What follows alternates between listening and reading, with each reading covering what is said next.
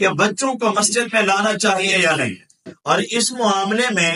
افراط و تفریط پائی جاتی ہے۔ بعض لوگ بہت زیادہ سختی کر رہے ہوتے ہیں اور بعض لوگ بہت زیادہ بے احتیاطی کر رہے ہوتے ہیں۔ یہ دونوں باتیں نامناسب ہیں۔ اسلام کی جو تعلیمات ہیں وہ اعتدال پر مبنی ہیں، افراط و تفریط سے بچتے ہوئے اعتدال پر مبنی تعلیمات ہیں۔ ہم احادیث مبارکہ کا اگر بغور مطالعہ کریں تو ہمیں دو طرح کی احادیث ملتی ہیں۔ بعض احادیث وہ ہیں کہ جن میں بچوں کو مسجد میں لانے سے منع کیا گیا ہے، جیسا کہ سنن ابن ماجہ میں ہے کہ نبی علیہ السلام نے ارشاد فرمایا جنبوا صبیانکم جنبوا مساجدکم صبیانکم ومجانینکم وخصوماتکم وبیعکم وشراءکم وصل سیوفکم وإقامت حدودکم، فرمایا کہ تم اپنی مسجدوں کو بچاؤ اپنے بچوں سے، اپنے مجنون پاگل دیوانے لوگوں سے، خرید و فروخت سے اور جھگڑوں سے، مقدمات کے فیصلے کرنے سے، تلواریں کھینچنے سے، ان چیزوں سے اپنے مسجدوں کو پاک رکھو اور ان چیزوں کو اپنی مسجدوں سے دور رکھو۔ اب اس میں آ گیا کہ اپنے بچوں کو مسجدوں سے دور رکھو، تو گویا کہ بچوں کو مسجد میں لانے کی ممانعت آ گئی۔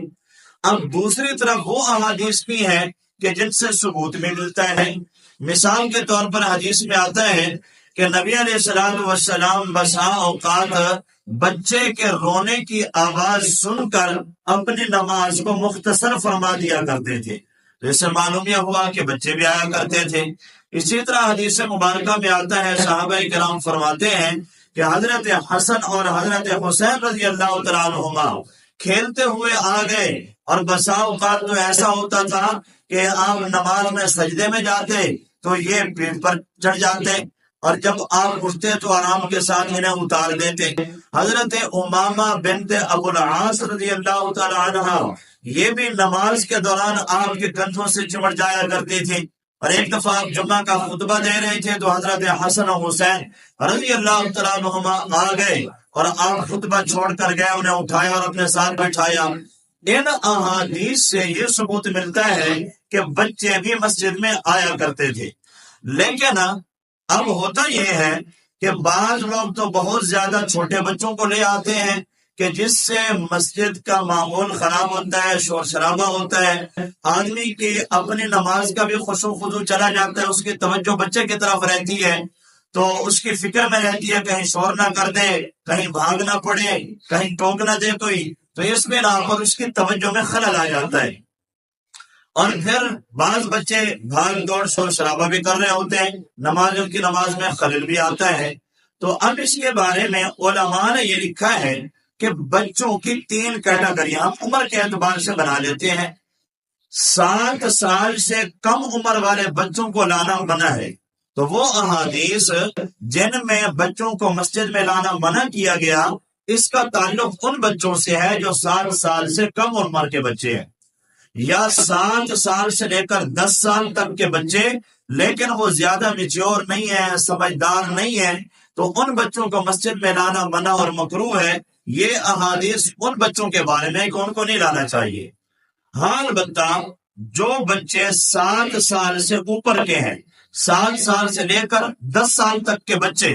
اگر وہ سن تمیز کو پہنچ چکے ہیں، سمجھدار ہیں، بعض بچے 7 سال میں سمجھدار ہو جاتے ہیں، اور یہی وجہ ہے کہ شریعت نے کہا کہ 7 سال کے بچے کو نماز کا حکم دو، کہ وہ ذرا سمجھدار ہو جاتا ہے، اس کو شعور آنے لگ جاتا ہے، اب چیزیں اس کو پختہ اور یاد ہونے لگ جاتی ہیں۔ اور شریعت کا قانون بھی یہ ہے، اگر خدا نخواستہ میاں بیوی میں جدائی ہو جاتی ہے، طلاق ہو جاتی ہے اور بچوں کا معاملہ ہے، تو 7 سال تک بچے ماں کو ملتے ہیں، جب 7 سال کا بچہ ہو جائے پھر باپ کو دیا جاتا ہے۔ کیوں؟ اس لیے کہ اب اس کی تعلیم و تربیت کا ٹائم آ چکا ہے۔ تو 7 سال سے لے کر 10 سال تک کے وہ بچے جو ذرا سمجھدار ہو چکے ہیں، جو مسجد غیر مسجد کا فرق سمجھتے ہیں، جو مسجد کے آداب کا خیال رکھتے ہیں، ایسے بچوں کو مسجد میں آنے کی اجازت ہے۔ اور جو بچے 10 سال یا 10 سال سے اوپر کے بچے ہیں، قریب البلوغ ہیں، 12-13 سال کے بچے ہیں، ایسے بچوں کو مسجد میں خود لانا چاہیے۔ یہ ان کی تربیت کا ٹائم ہے، سیکھنے کا ٹائم ہے، تو ایسے بچوں کو لانا چاہیے۔ اب بے اعتدالی یہی ہوتی ہے کہ 7 سال سے چھوٹے بچوں کو کیا بلکہ بعض لوگ تو بچیوں کو بھی مسجد میں لے آتے ہیں، تو یہ مناسب نہیں ہے، یہ ممنوع ہے۔ تو اس عمر کے اعتبار سے بچوں کو دیکھ کر مسجد میں لانے نہ لانے کے اعتبار سے احتیاط کرنی چاہیے۔